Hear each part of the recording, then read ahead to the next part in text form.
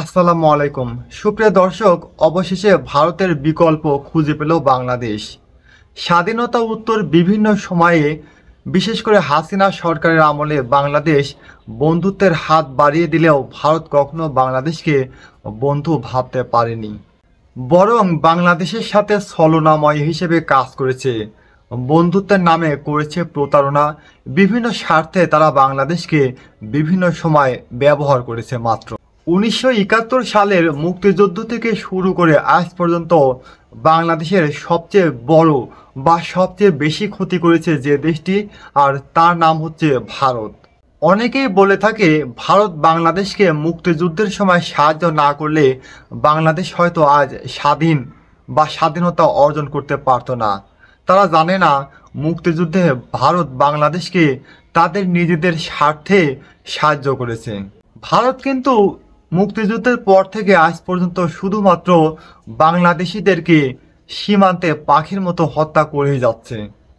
ভারত বাংলাদেশের তিন পাশে যত নদী আছে সবগুলা নদীর উজানে বা বিপরীত পাশে বিশাল বিশাল বাঁধ দিয়ে রেখেছে, এবং বাংলাদেশের যখন পানির প্রয়োজন খরা মৌসুমে তারা সেই পানি আটকে তাদের দেশে বিভিন্ন কাজে ব্যবহার করছে, ফসল ফলাচ্ছে। আর যে সময় বাংলাদেশে বন্যা হচ্ছে, পানির দরকার নাই, ঠিক সেই সময়ই তারা সেই পানি বা সেই বাঁধগুলোর মুখ ছেড়ে দিচ্ছে।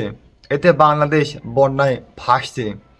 ভারত বাংলাদেশের বিভিন্ন ট্রানজিট, বিশেষ করে আকাশপথ এবং স্থলপথ তাদের স্বার্থে ব্যবহার করছে, এবং এর জন্য তেমন কোনো ট্যাক্স দেওয়ার প্রয়োজন তারা মনে করছে না।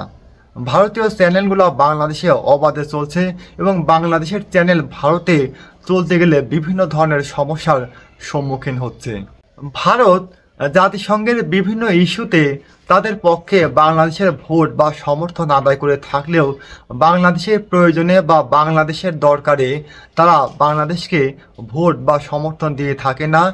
জাতিসংঘে রোহিঙ্গার সমস্যা নিয়ে বা বাংলাদেশের বিভিন্ন বিষয়ে কিন্তু ভারত বাংলাদেশকে সমর্থন করে না। ভারত কোনো সময়ই বাংলাদেশের উন্নতি বা শান্তি শৃঙ্খলা পছন্দ করে না, চায় না। এজন্য তারা বিভিন্ন জায়গায় বিভিন্ন উপজাতিদের মধ্যে উস্কানির বীজ ছড়িয়ে দেয়। বিশেষ করে হিন্দু এবং পার্বত্য চট্টগ্রামে যে সমস্যাগুলো হয়ে থাকে তার উস্কানি দিয়ে থাকে ভারতীয় বাহিনী। এর দ্বারা ভারত বাংলাদেশকে অশান্তিতে রাখতে চায়, বাংলাদেশকে খণ্ড বিখণ্ড করতে চায়, এবং বাংলাদেশকে নানা সমস্যায় জর্জরিত করে তারা বিভিন্ন ফায়দা লুটে নিতে চায়। এরপরেও যদি আপনারা বলেন ভারত বাংলাদেশের বন্ধু, তাহলে আমার কিছুই বলার নেই। ভারত কোনো সময়ই বাংলাদেশের বন্ধু ছিল না এবং এখনও নেই, হয়তো ভবিষ্যতেও হবে না। শুধুমাত্র তাদের স্বার্থে তারা আমাদের ব্যবহার করছে। তবে বাংলাদেশের কিন্তু আর ভারতের দিকে তাকিয়ে থাকতে হবে না। বাংলাদেশ ভারতের বিকল্প পথ খুঁজে পেয়েছে। ভারত প্রতিবেশী সব রাষ্ট্রের বা সব দেশের সাথে ঠিক এই ব্যবহারই করে আসছে। ভারতের সাথে প্রতিবেশী কোনো দেশের সম্পর্কে ভালো নয়। ভারত মনে করে থাকে বাংলাদেশ তাদের উপর নির্ভরশীল। বাংলাদেশকে তারা তিন দিক দিয়ে ঘিরে রেখেছে।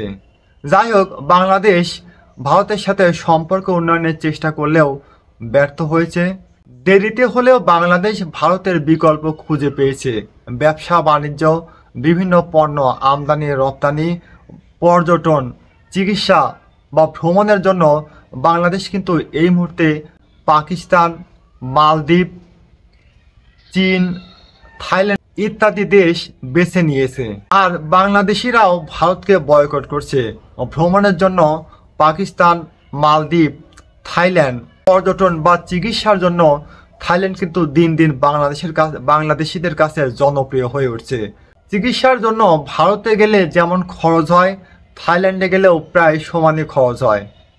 ভারতের পর্যটন মন্ত্রণালয়ের তথ্য মতে বাংলাদেশ থেকে প্রতি বছর প্রায় 25 লাখ লোক ভারতে যায়। থাকা, খাওয়া, চিকিৎসা, যাতায়াত বাবদ এই 25 লাখ বাংলাদেশিদের থেকে ভারত প্রায় $500 মিলিয়ন আয় করে, যা এখন পুরোপুরি ভারতের হাতছাড়া। তাই এমত অবস্থায় ভারতের আমদানি রপ্তানি, চিকিৎসা এবং পর্যটন খাতে ধস নেমেছে। ভারতের পর্যটন এবং চিকিৎসা খাতের 70% বহিরাগত লোকই হলো বাংলাদেশি।